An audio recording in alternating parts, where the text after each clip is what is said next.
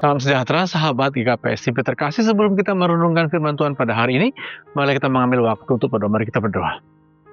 Ya Tuhan, kami bersyukur karena begitu besar kasih-Mu kepada dunia, kepada kami semua, dan melalui kasih-Mu kami bertemu dengan Kristus.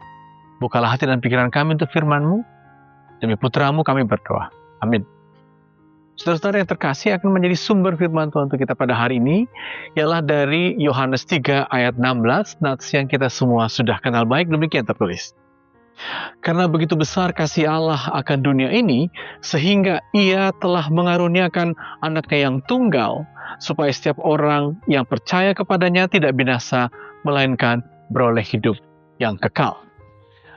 Saudara-saudara, nats kita ini adalah jawaban atas kehadiran Nikodemus, seorang imam dari Israel, dan dia ingin sekali tahu dan mengerti apa sebenarnya yang Yesus bawa di tengah-tengah kehidupan.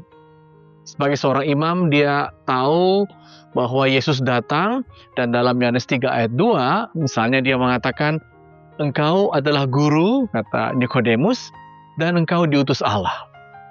Jadi saudara-saudara, Nikodemus sebagai ahli dari agama Yahudi tahu bahwa Allah mendekati kehidupan. Namun dia ingin tahu, kalau Allah datang, sebenarnya tujuannya apa? Mau menghukum Israel kah? Atau mau menghukum dirinya kah? Sehingga itulah dia pada malam hari datang kepada Yesus dan bertanya.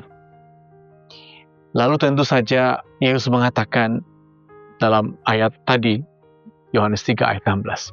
Namun sebelum kita mengerti, mendalami ayat ini, perlu yang pertama-tama kita renungkan, saudara-saudara, apa yang dialami oleh Nikodemus, agar kita juga bisa mengikuti pengalaman Nikodemus, sehingga jawaban Yesus bukan hanya sekadar tahu tentang kasih Allah, tapi juga mengalaminya.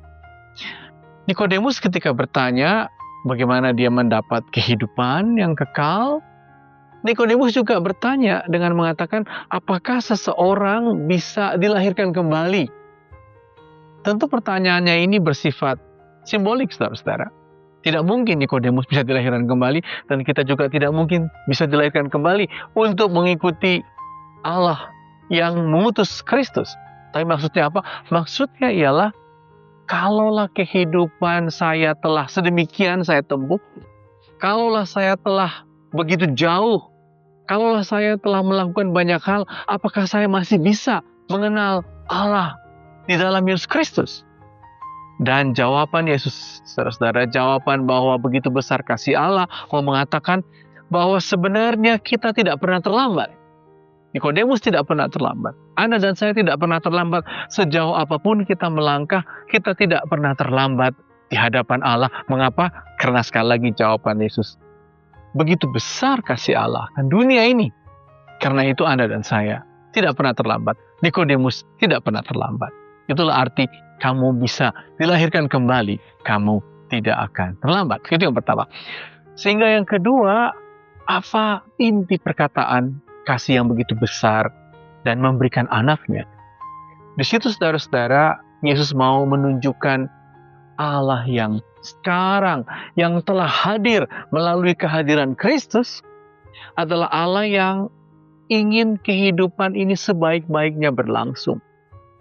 Dan kalau berlangsung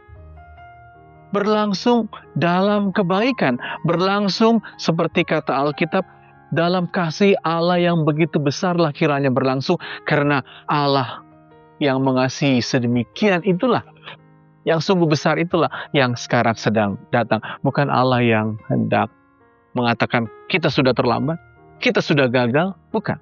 Tapi Allah yang akan terus mencari jalan agar kasih-Nya yang besar itu nyata dalam kehidupan kita.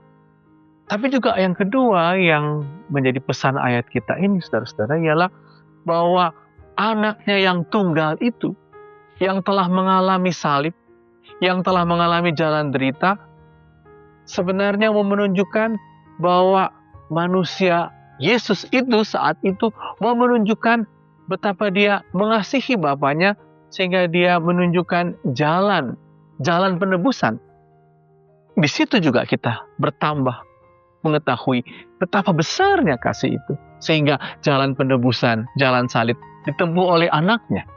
Agar sekali lagi, Nikodemus, Anda dan saya tahu, kita tidak terlambat. Kita akan terus diberi kuasa kasih dalam hidup kita. Tentu saudara-saudara, pertanyaan yang terakhir adalah, kalau memang Allah begitu besar mengasihi, sehingga memberikan anaknya yang tunggal, yang menempuh jalan salib itu, pertanyaan yang terakhir tentu saja adalah, bagaimana dengan kehidupan kita? Apakah memang kehidupan kita berisikan kasih? Bukankah kita mengalami banyak sekali tantangan? Bahkan kita sebagai bangsa Indonesia mengalami juga bencana seperti di Sumatera akhir-akhir ini. Di manakah kasih itu terjadi kalau Allah sungguh mengasihi kehidupan?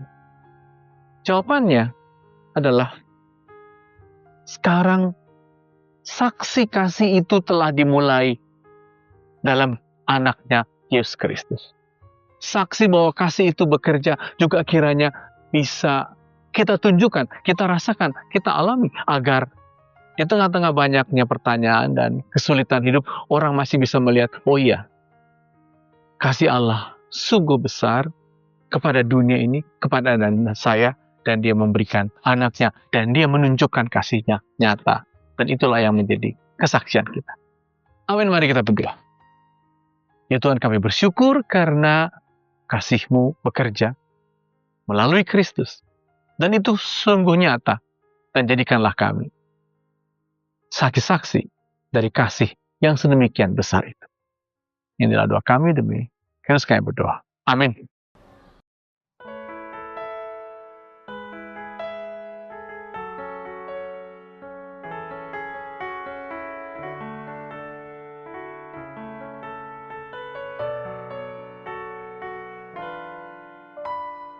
Belum pernah ada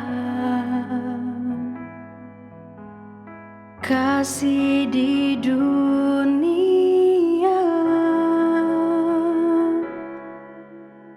sanggup menerima diriku apa adanya selain kasih-Mu, Yesus.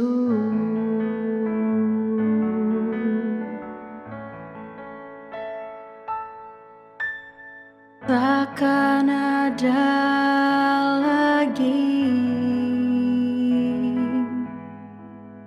kasih seperti ini,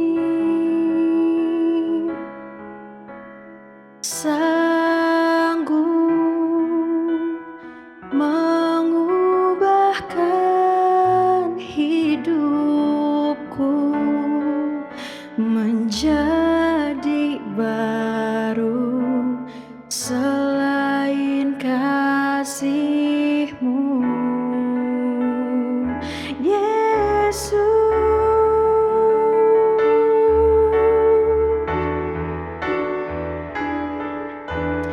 Kau ku kagumi dalam hati, kasih-Mu tiada duanya. Sampai kini ku akui kasih-Mu tiada duanya. Oh,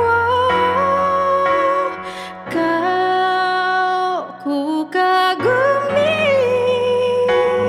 dalam hati, kasih-Mu tiada duanya.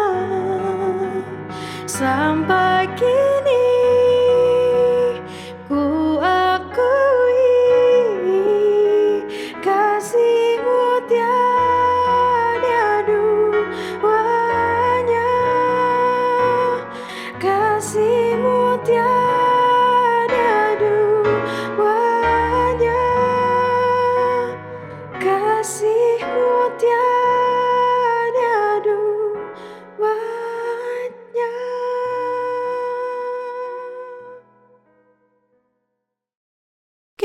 PS3